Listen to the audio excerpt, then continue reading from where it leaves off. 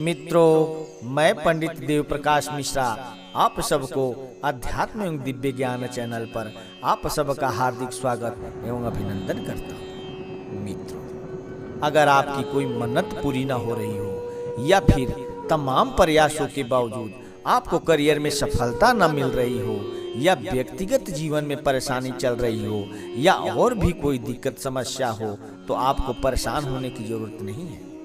आप सावन सोमवार का व्रत करके जो व्रत कथा आज मैं आप सबको सुनाने जा रहा हूँ, इस कथा को आप श्रद्धा भक्ति भाव के साथ ध्यान पूर्वक सुने और इसका पाठ करें। सावन सोमवार के दिन अगर व्रत रखकर इस कथा का पाठ किया जाए तो जातक की मनचाही मुरादें पूरी हो जाती है। आइए शुरू करते हैं सावन सोमवार व्रत की पावन कथा।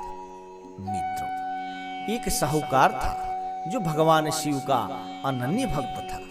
उसके पास धन धान्य की किसी भी चीज की कमी नहीं थी, लेकिन इसकी कोई संतान नहीं थी और वह इसी कामना को लेकर रोज शिव जी के मंदिर जाकर दीपक जलाता था।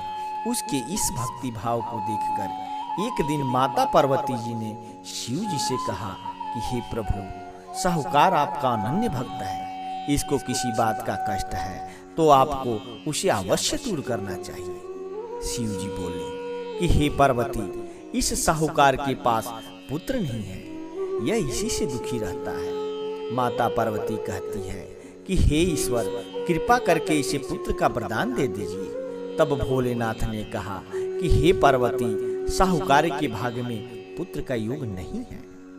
ऐसे में अगर इसे पुत्र प्राप्ति का वरदान मिल भी गया तो वह केवल 12 वर्ष की आयु तक ही जीवित रहेगा। यह सुनने के बाद भी माता पार्वती ने कहा कि हे प्रभु, आपको इस साहूकार को पुत्र का वर देना ही होगा, अन्यथा भक्त क्यों आपकी सेवा पूजा करेंगे। माता के बार बार कहने से भोलेनाथ ने साहूकार को पुत्र का वरदान दे दिया, लेकिन यह भी कहा कि वह केवल 12 वर्ष तक ही जीवित रहेगा। साहूकार यह सारी बातें सुन रहा था, इसलिए उसे ना तो खुशी हुई और ना ही दुख। वह पहले की ही तरह भोलेनाथ की पूजा अर्चना करता रहा।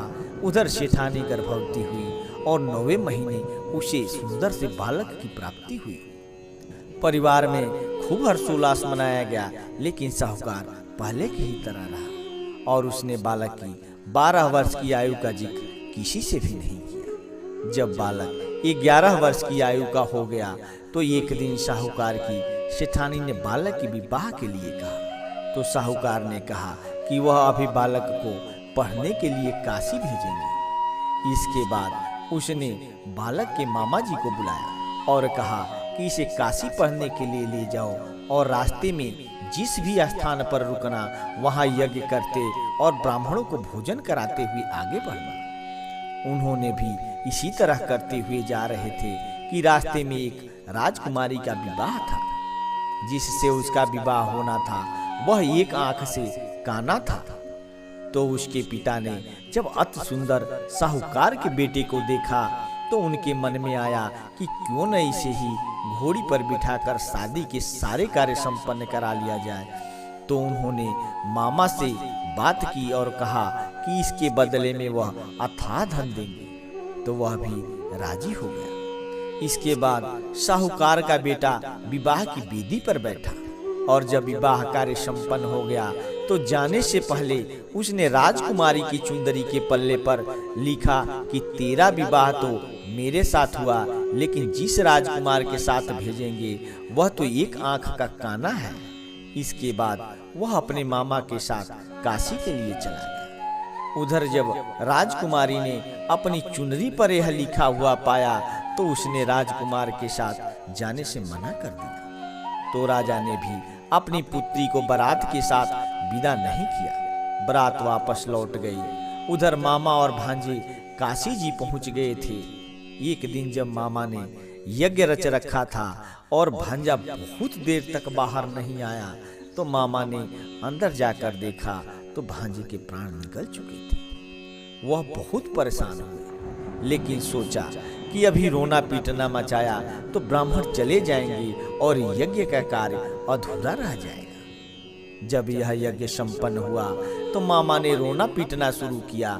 उसी समय शिव पार्वती उधर से जा रहे थे तो माता पार्वती ने शिव जी से पूछा, हे प्रभु, ये कौन रो रहा है? तभी उन्हें पता चला कि यह तो भोलेनाथ के आशीर्वाद से जन्मा साहूकार का पुत्र है। तब माता पार्वती कहती है कि हे स्वामी, इसे जीवित कर दें, अन्यथा रोते रोते इसके माता पिता के प्राण निकल जाएंगे। तब भोलेनाथ ने कहा कि हे पार्वती, इसकी आयु इतनी ही थी, सो अब भोग चुका है। लेकिन माँ के बार बार आग्रह करने पर भोलेनाथ ने उसे जीवित कर दिया। लड़का ओम नमः शिवाय करते हुए जी उठा और मामा भांजे दोनों ने ईश्वर को धन्यवाद दिया और अपनी नगरी की ओर लौटे। रास्ते में वही नगर पड़ा और राजकुमारी ने उन्हें पहचान लिया। तब राजा ने राजकुमारी को साहूकार के बेटे के साथ बहुत सारे धन धान्य के साथ विदा किया। उधर साहूकार और उसकी पत्नी छत पर बैठे थे। उन्होंने यह प्रण कर रखा था कि यदि उनका पुत्र सकुशल न लौटा तो वह छत से कूदकर अपने प्राण त्याग देंगे। तभी लड़के के मामा ने आकर साहूकार के बेटे और बहू के आने का समाचार सुनाया, लेकिन वे नहीं माने। तो मामा ने शपथ पूर्वक कहा। तब दोनों को विश्वास हो गया और दोनों ने अपने बेटे बहू का स्वागत किया। उसी रात साहूकार को स्वप्न में शिव जी ने दर्शन दिया और कहा कि तुम्हारे पूजन से मैं प्रसन्न हुआ। इसी प्रकार जो भी व्यक्ति इस कथा को पढ़ेगा या सुनेगा, उसके समस्त दुख दूर हो जाएंगे और मनवांछित सभी कामनाओं की पूर्ति होगी। मित्रों, अच्छा लगा हो तो प्लीज एक लाइक जरूर करना और कमेंट में हर हर महादेव जरूर लिखना। धन्यवाद।